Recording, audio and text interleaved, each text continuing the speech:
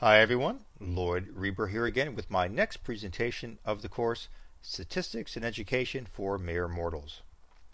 With this presentation we take a rather dramatic step in the course.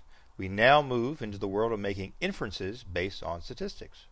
That is, we are finally able to make some cause and effect assertions, such as saying with a straight face that some educational activity or approach we designed actually works. Well, maybe we can't go quite that far, but we can at least begin to say that our approach is making a difference that is not based simply on chance. Make no mistake, inferential statistics is a very big, important topic. So remember that this module is just a brief introduction to get you started. There are entire courses and even degrees at the graduate level dedicated to just this topic. However, some of the fundamental ideas I'll introduce here will remain important to you for as long as you are using statistics in your professional career. Most important, I hope to get your thinking pointed in the right direction.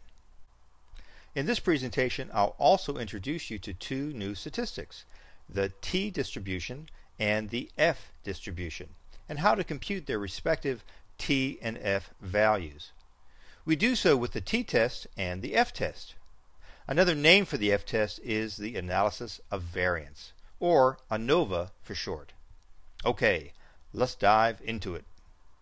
Okay, I'm going to start with an example of something you might find in a professional journal. Here is a way of reporting a test of a statistical hypothesis related to inferential statistics.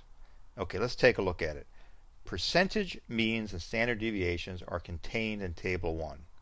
Okay, I think we can figure that out. We know all about means and standard deviations, and there's a table with all that information listed. A significant main effect was found on the test of learning outcomes, and then we have a bunch of numbers and some letters, so that's obviously a bit of a blur. Not sure what we're talking about there. Participants given the educational game scored significantly higher, mean of 91.5, than participants who were not given the game, a mean of 71.2. Well, that makes some sense. So I apparently have a game, and those who were given the game seem to do pretty well, at least in comparison to those who were not given the game. But that middle part, I think we're left with, what's that all about? Well, let's take a look at a couple things here. First of all, I do believe that the means probably jump out at you as being something that has meaning. One is definitely higher than the other, but again, the question is this a real difference or just a chance fluctuation? Next, I want to point out this little piece right here. P stands for probability, and so it says that the probability is less than 0.05. You're probably asking yourself, well, what is it the probability of? It's the probability that our experiment reveals a difference when in fact there really is no difference. And we want that to happen as rarely as possible. And this is saying, well, that's only going to happen less than 5 times out of 100. And we'll explore later why that particular amount, why that's an important threshold. When we are below that threshold, we get to use the word significant. And you can see it there twice. The word significant is used in a very precise way in statistical circles. It means that I have crossed a certain threshold. Please note that you should not confuse the word significant with the word important. And finally, we have a number there associated with a letter called F. The F statistic is associated with analysis of variance.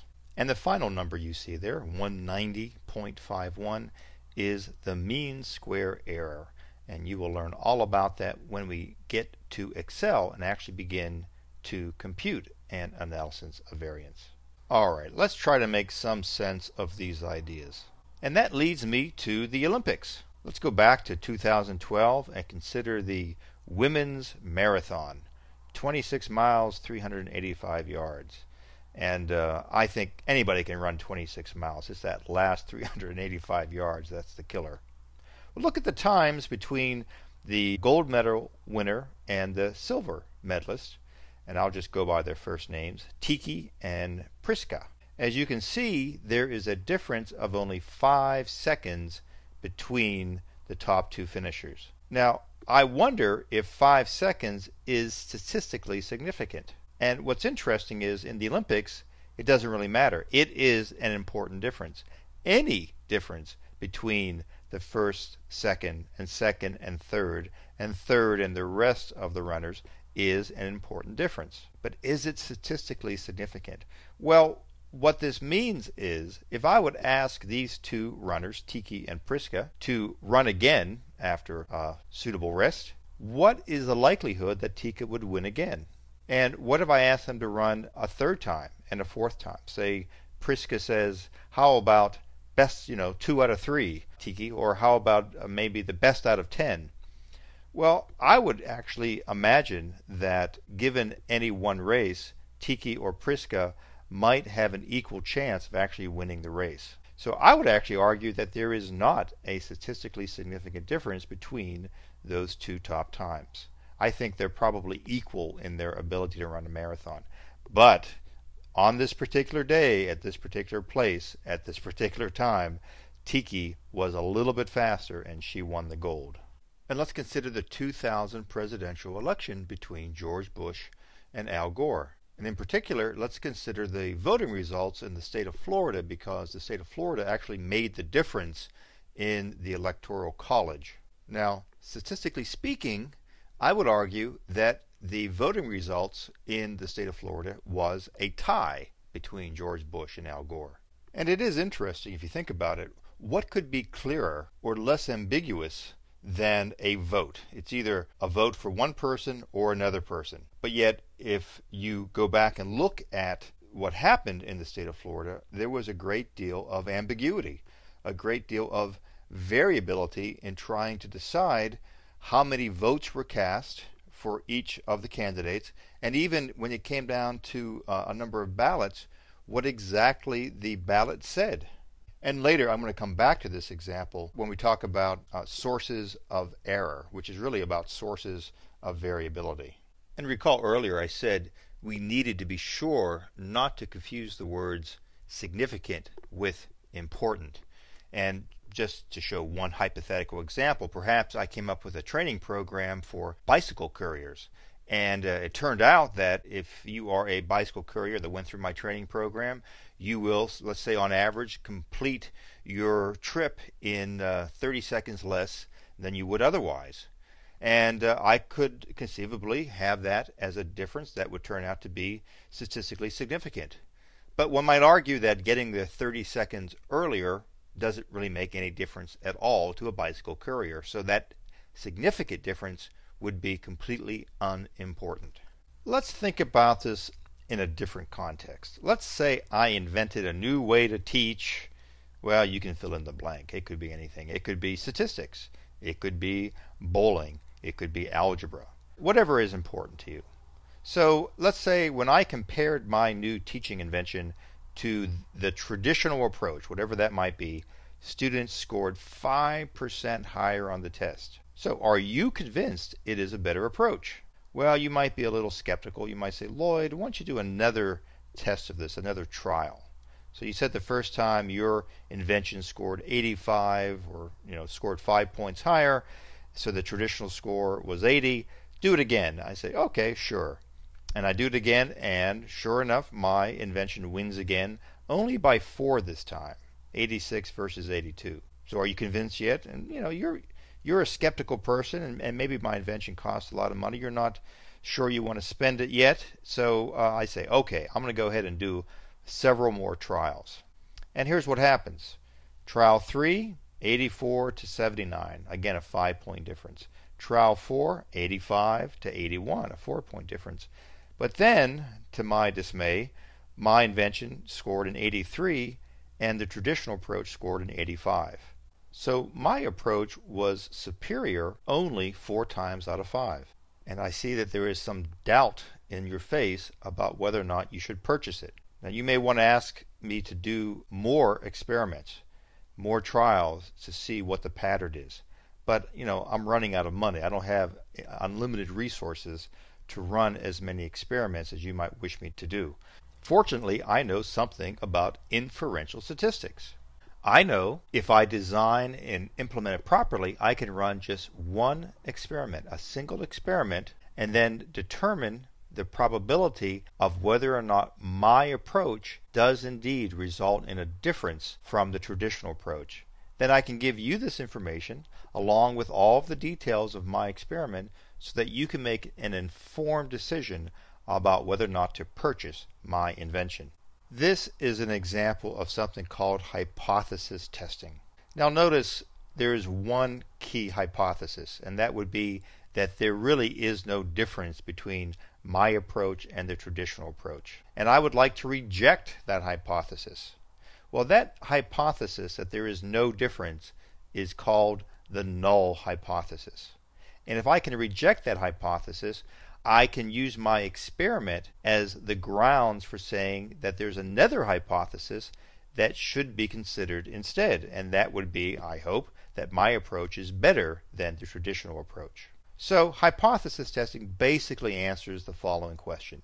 If we repeat the experiment how many times out of 100 would my invention have to produce a higher score for you to be convinced it is truly a better approach? So again, the hypothesis that there is no difference is called the null hypothesis. P is the probability that the experimental results show a difference when in fact there is no difference. So we hope the probability of that result is very small. Well, how low is acceptable?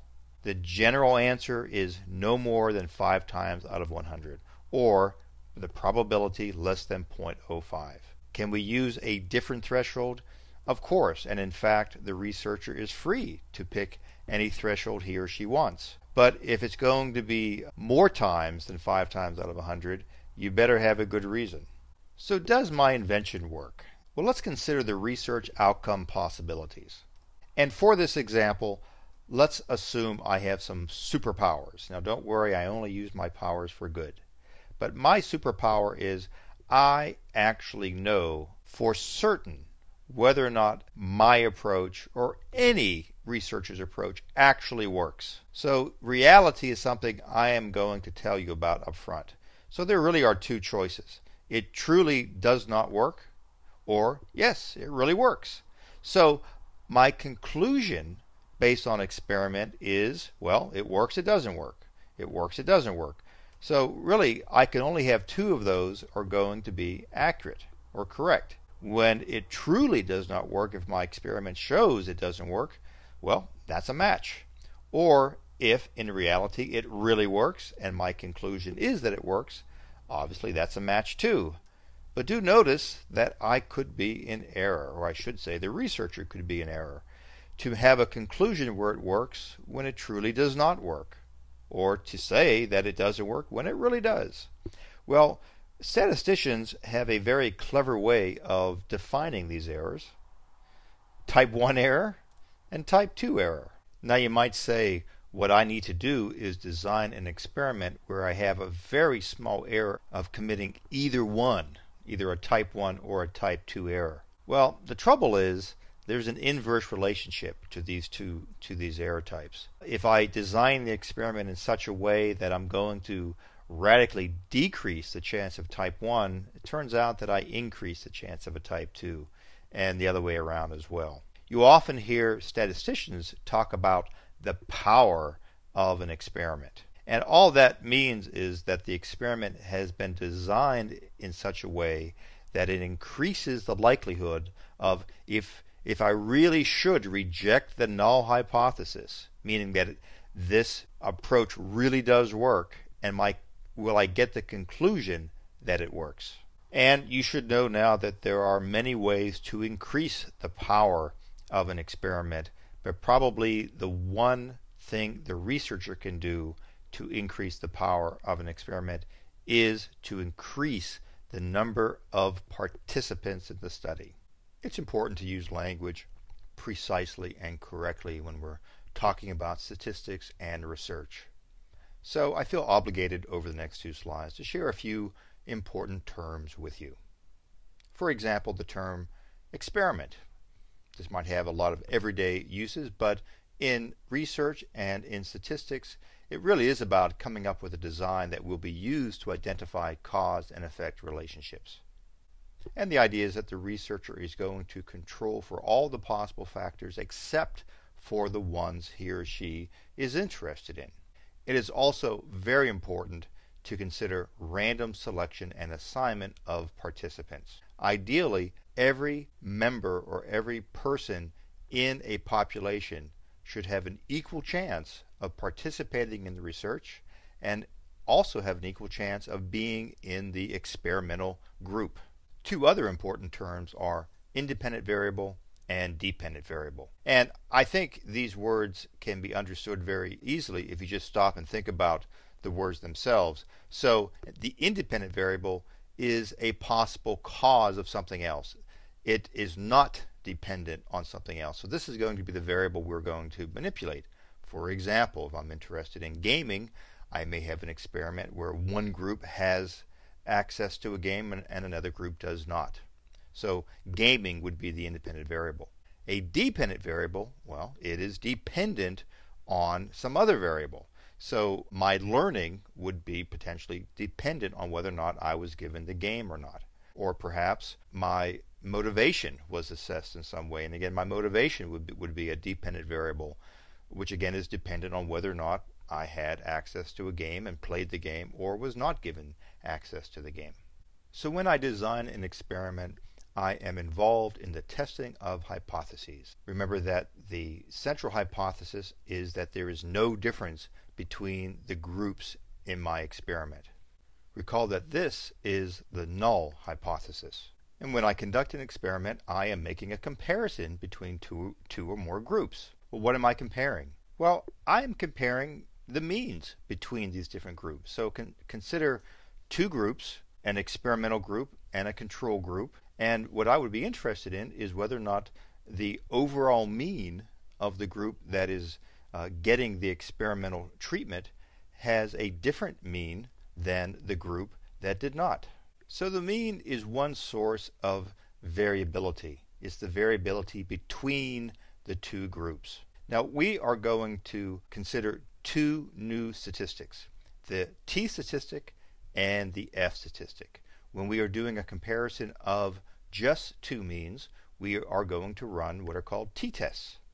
If we have more than two means, we are going to run an analysis of variance, and to do that we need to compute the f statistic.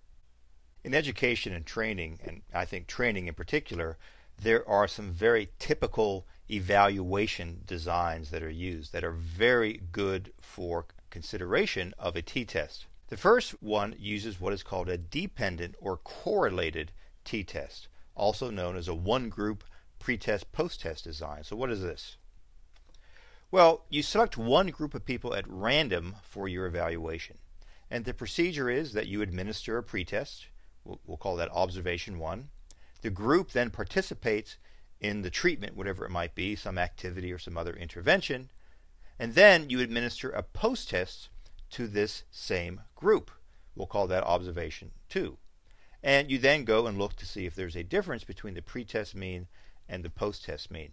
If I were to represent that visually, this would be one way to do it. So again, you can see we have one group, and over time what we do is we first observe them. Well, we give them a test of some sort.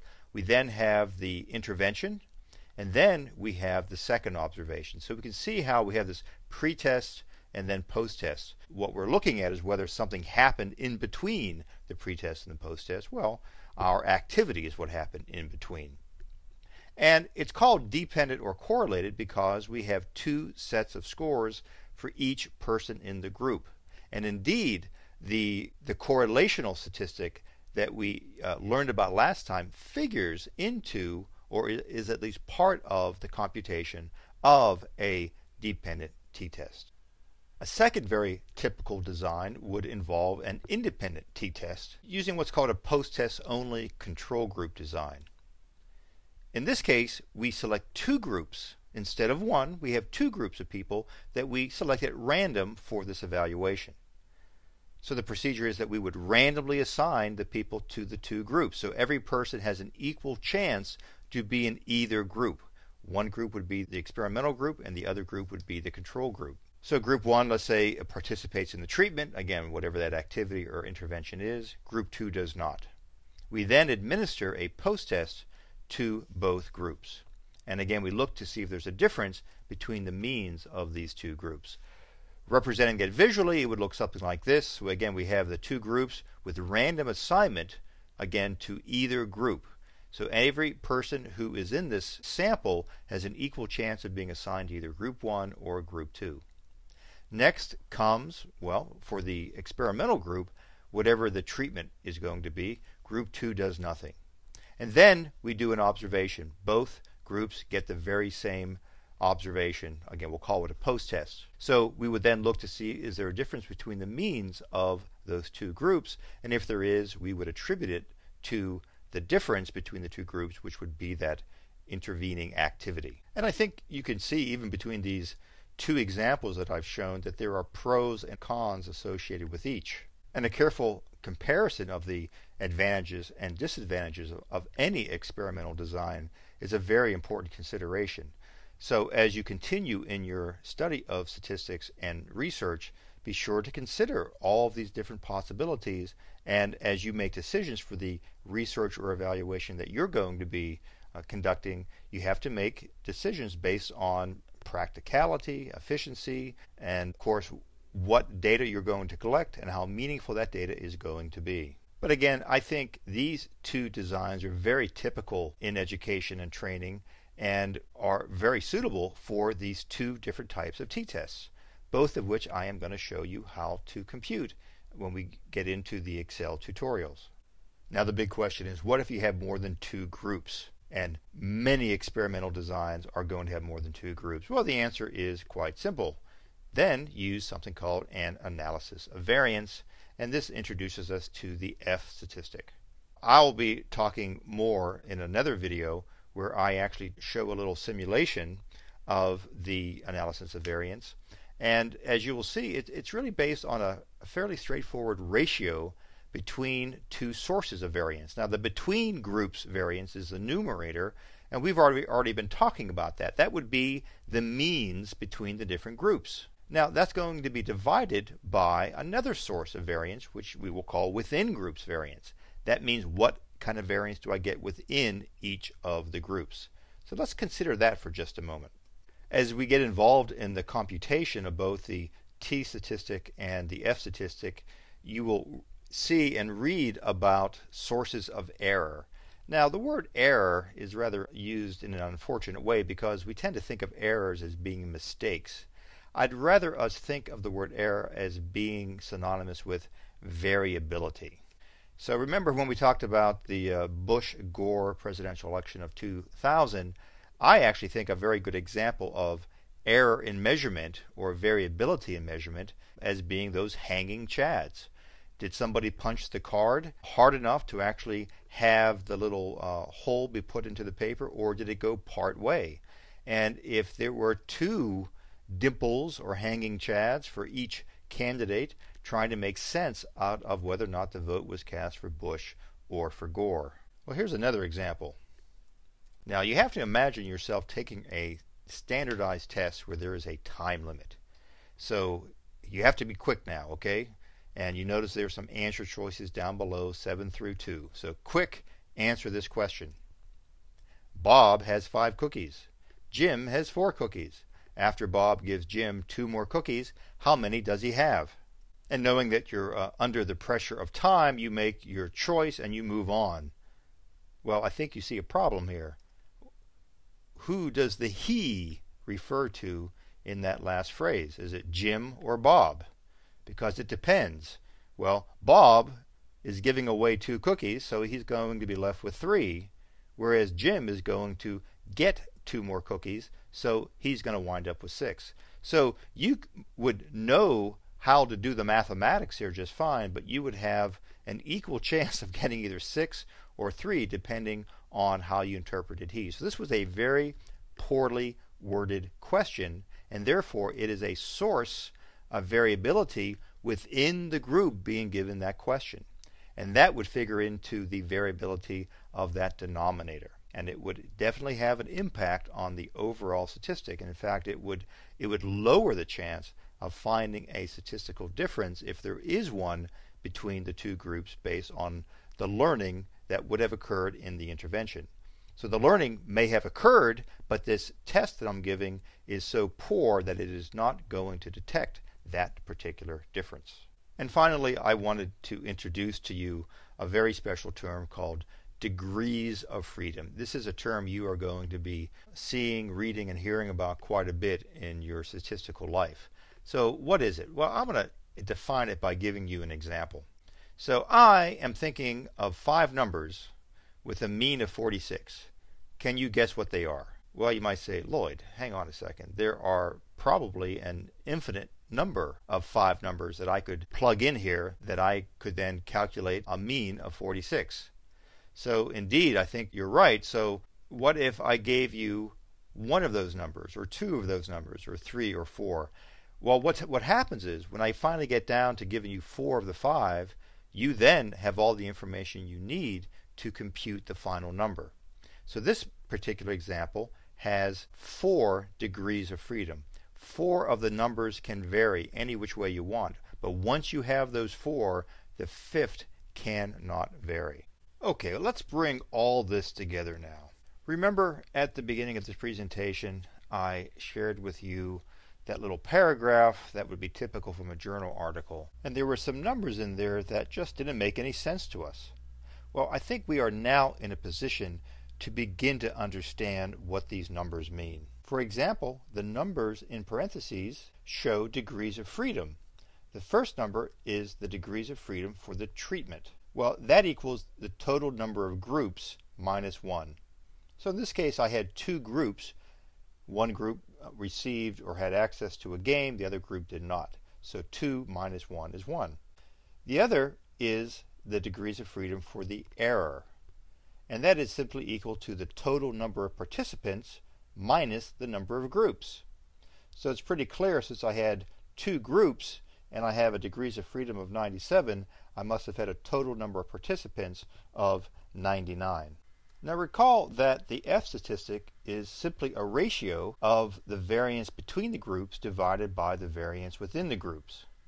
Well, that's equal to the mean square of the treatment divided by the mean square of the error. Now, what's that all about? But first of all, notice that there is that mean square error term that was in that sentence in the journal article. So let's go a little bit further, and I think you'll begin to see a little more clearly what's going on here. Well, it turns out that the mean square treatment is equal to the sum of squares of the treatment divided by the degrees of freedom for the treatment. And the mean square error is the sum of squares for the error divided by the degrees of freedom for the error. So there's again that degrees of freedom for the treatment and the error. Now, I said sum of squares for the treatment and the error. And I hope you now are beginning to recollect something about that term, sum of squares. You've heard that term before in this course. Let's go back to the Girl Scout cookie sales. Remember that we were doing sums of squares all along in that 3rd column. So the sum of the squares, well, what were the squares? Well, they were the square of the deviation scores. So this F statistic is really bringing to bear everything we have learned so far in statistics. And yes, it's true, there's a lot of variables and lots of little calculations that you need to keep track of. But I hope you can see, especially with the power of Excel, that we will be able to do this calculation without any trouble. Well, is your brain hurting yet?